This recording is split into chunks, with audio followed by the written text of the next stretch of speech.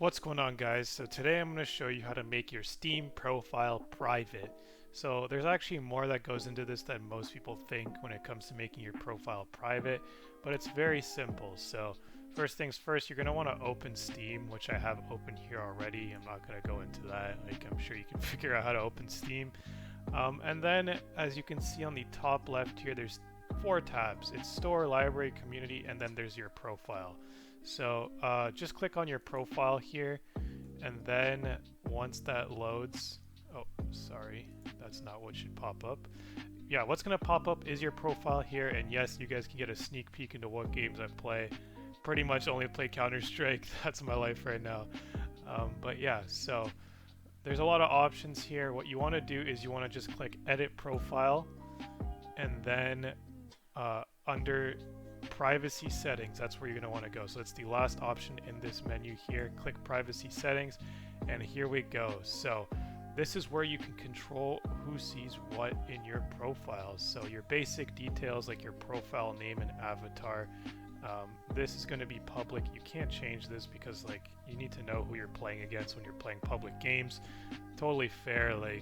This, you don't have to disclose any information. You can make your name anything you want.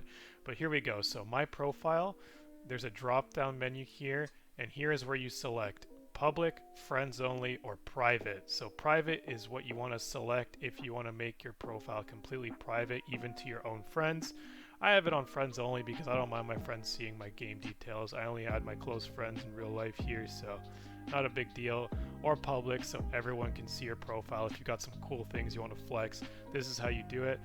So when you're ready to go, you just click the one you want, and by default it's going to change all your game details, your friends list, your inventory, comments on your profile, screenshot and workshop items. It's going to change these all to private. Actually, not the last one, but you know what I mean. So and then you can change these individually if you want, but as you can see, when you select private, it only gives you the private option.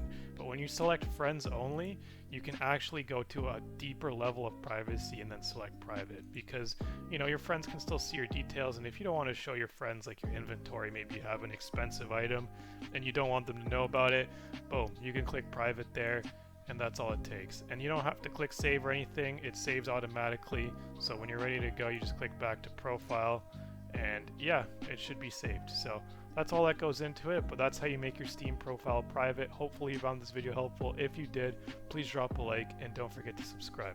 Let's grow this channel. Thanks for watching.